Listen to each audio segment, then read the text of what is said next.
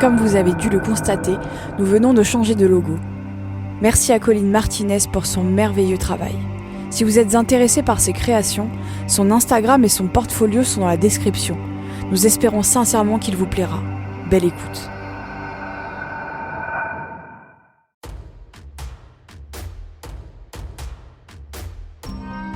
Bienvenue sur la chaîne Edera. Nous vous proposons des lectures de contes, mythes et légendes anciennes. Je vais vous lire aujourd'hui Septima la cantatrice, issu de l'ouvrage Vie imaginaire, écrit par Marcel Schwob et publié en 1896. Alors éteignez les lumières, installez-vous confortablement et laissez-nous vous emporter dans cet univers.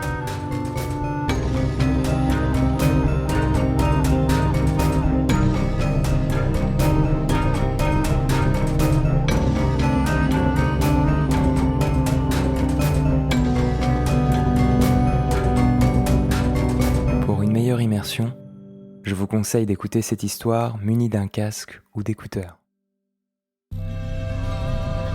Septima fut esclave sous le soleil africain, dans la ville d'Adroumète. Et sa mère Amoena fut esclave, et la mère de celle-ci fut esclave. Et toutes furent belles et obscures, et les dieux infernaux leur révélèrent des philtres d'amour et de mort. La ville d'Adroumète était blanche, et les pierres de la maison où vivait Septima étaient d'un rose tremblant. Et le sable de la grève était parsemé des coquilles que roule la mer tiède depuis la terre d'Égypte, à l'endroit où les 7 bouches du Nil épandent 7 vases de diverses couleurs. Dans la maison maritime où vivait Septima, on entendait mourir la frange d'argent de la Méditerranée et, à son pied, un éventail de lignes bleues éclatantes s'éployait jusqu'au ras du ciel. Les paumes des mains de Septima étaient rougies d'or, et l'extrémité de ses doigts était fardée. Ses lèvres sentaient la myrrhe, et ses paupières ointes tressaillaient doucement. Ainsi, elle marchait sur la route des faubourgs, portant à la main des serviteurs une corbeille de pain flexible. Septima devint amoureuse d'un jeune homme libre, Sextilius, fils de Dionysia. Mais il n'est point permis d'être aimé à celles qui connaissent les mystères souterrains, car elles sont soumises à l'adversaire de l'amour, qui se nomme Antéros. Et ainsi qu'Éros dirige les sentiments des yeux et aiguise les pointes des flèches, Antéros détourne les regards et émousse l'aigreur des traits. C'est un dieu bienfaisant qui siège au milieu des morts. Il n'est point cruel comme l'autre. Il possède le Népenthes qui donne l'oubli. Et sachant que l'amour est la pire des douleurs terrestres, il est et guérit l'amour. Cependant, il est impuissant à chasser Éros d'un cœur occupé. Alors il saisit l'autre cœur. Ainsi, Antéros lutte contre Éros. Voilà pourquoi Sextilius ne put aimer Septima. Sitôt qu'Éros ait porté sa torche dans le sein de l'initié, Antéros, irrité, s'empara de celui qu'elle voulait aimer. Septima connut la puissance d'Antéros aux yeux baissés de Sextilius. Et quand le tremblement pourpait saisit l'air du soir, elle sortit sur la route qui va d'Adroumète jusqu'à la mer. C'est une route paisible où les amoureux boivent du vin de date, appuyés contre les murailles polies des tombeaux. La brise orientale souffle son parfum sur la nécropole. La jeune lune, encore voilée, vient y errer, incertaine. Beaucoup de morts embaumés trônent autour d'Adroumète, dans leur sépulture. Et là dormait Phoinissa, sœur de Septima, esclave comme elle, et qui mourut à 16 ans, avant qu'aucun homme eût respiré son odeur. La tombe de Phoinissa était étroite comme son corps, la pierre étreignait ses seins, tendus de bandelettes. Tout près de son front bas, une longue dalle arrêtait son regard vide. De ses lèvres noircies s'envolait encore la vapeur des aromates où on l'avait trempée. Sur sa main sage, brillait un anneau d'or vert incrusté de 2 rubis pâles et troubles.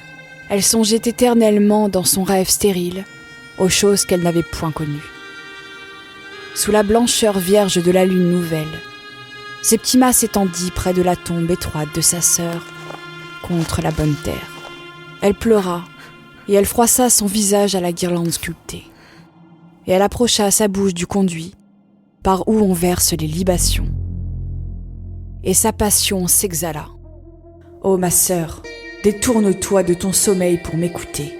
La petite lampe qui éclaire les premières heures des morts s'est éteinte. Tu as laissé glisser de tes doigts l'ampoule colorée de verre que nous t'avions donnée. Le fil de ton collier s'est rompu et les grains d'or sont épars autour de ton cou. Rien de nous n'est plus à toi. Et maintenant, celui qui a un épervier sur la tête te possède.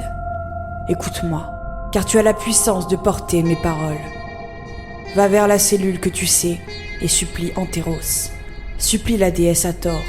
Supplie celui dont le cadavre dépecé fut porté par la mer dans un coffre jusqu'à Byblos.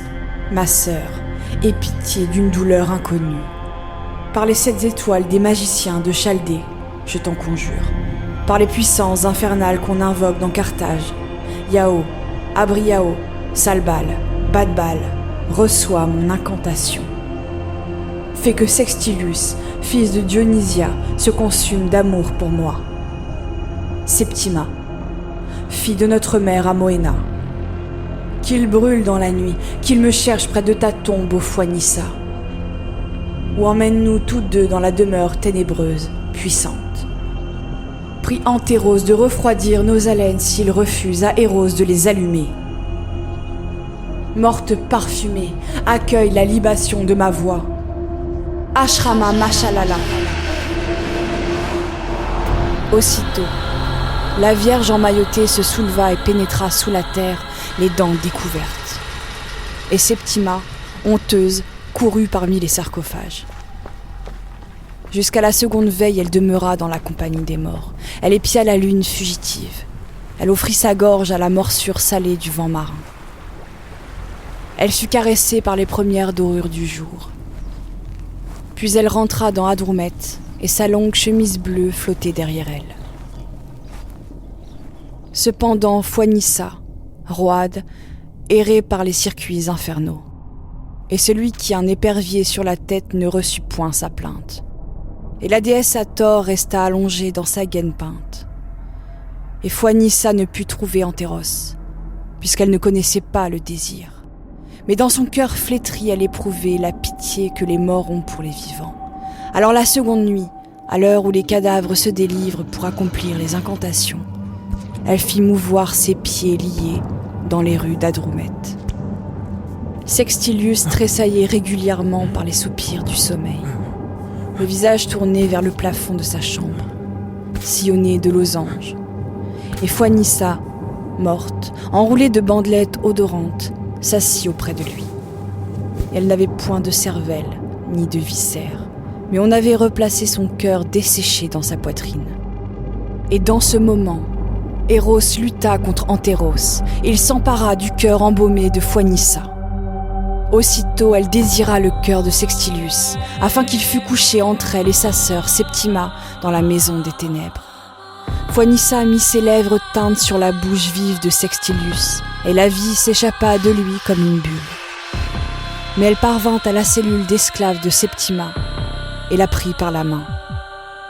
Et Septima, endormie, céda sous la main de sa sœur, et le baiser de Foinissa et l'étreinte de Foinissa firent mourir, presque à la même heure de la nuit, Septima et Sextilius. Telle fut l'issue funèbre de la lutte d'Eros contre Antéros.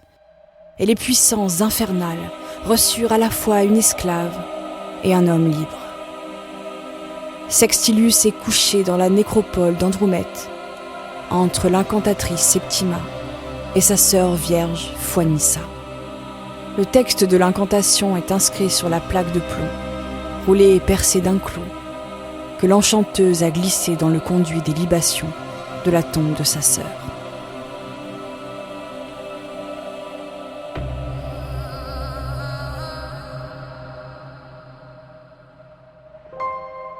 Je vous remercie pour votre écoute. À bientôt.